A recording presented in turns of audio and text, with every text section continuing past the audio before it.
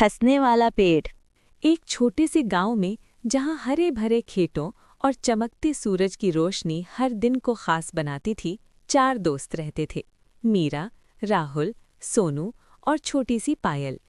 ये दोस्त हमेशा नई नई कहानियां सुनने और साहसिक यात्राएं करने के लिए उत्साहित रहते थे। एक दिन गांव के बुजुर्गों ने उन्हें एक रहस्यमयी कहानी सुनाई।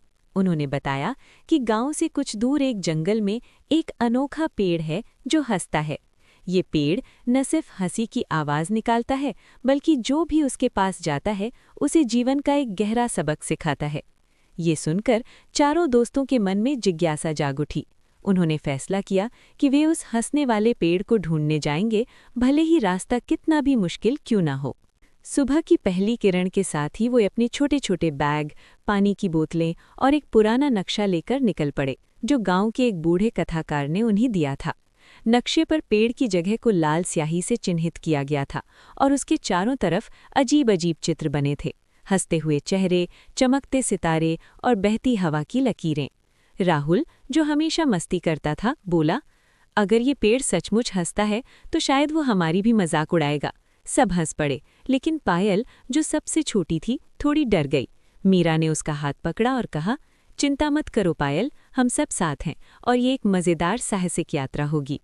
जंगल की ओर बढ़ते हुए रास्ता पहले तो आसान था, हरी घास, रंग बिरंगी तितलियां और गुनगुनाती चिड़ियां। लेकिन जैसे जैसे वे अंदर गए, पेड़ों की घनी छाया और ठंडी हवा ने माहौल को रहस्यमयी बना दिया। राहुल ने अपनी टॉर्च निकाली और बोला, लगता है हम सही रास्ते पर हैं। सोनू, जो नक्शे को ध्यान से देख रहा था, अचानक रुक गया और बोला, देखो, यहाँ एक चट्टान है और नक्शे पर भी यही चिन्ह है। चारों ने चट्टान के पास जाकर देखा। वहाँ एक छोटा सा गड्ढा था जिसमें से हल्की सी चमक निकल रही थी। मीरा ने सावधानी से उसमें हाथ डाला और एक चमकता हुआ पत्थर निकाला जिस पर अजीब से निशान थे। पायल ने कहा, शायद ये पेड़ का संकेत है। थोड़ा और चलने के बाद उन्हें एक साफ मैदान दिखा जहाँ बीच में एक विशाल पेड़ खड़ा था। उसकी पत्तियां हरी हरी चमक रही थीं और उसकी शाखाएं इतनी चौड़ी थीं कि वे आकाश को छूती प्रतीत होती थीं।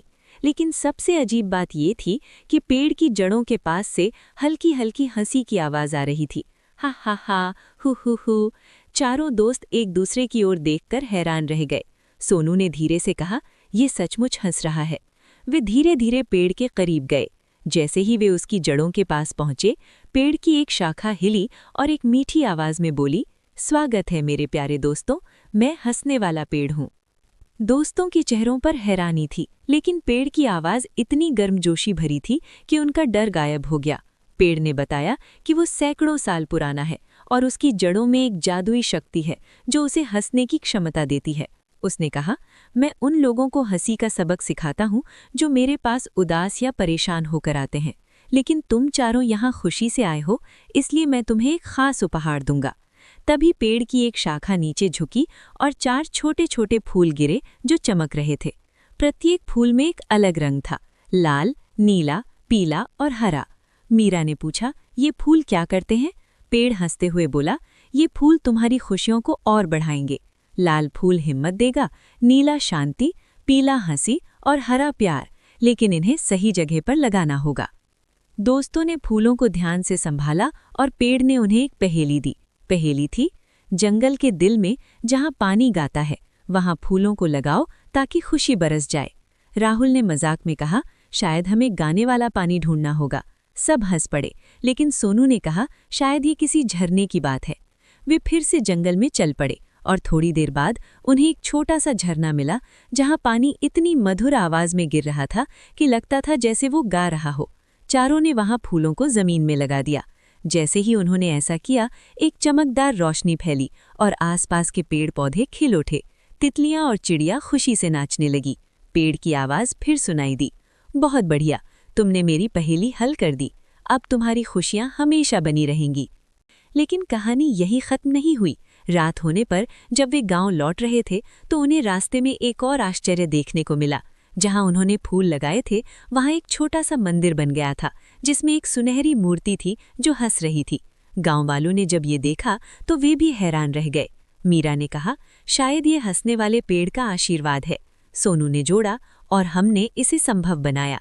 पायल, जो अब डर से मुक्त हो चुकी थी, मुस्कुराते हुए बोली, मैं अब हर दिन यहाँ आऊंगी।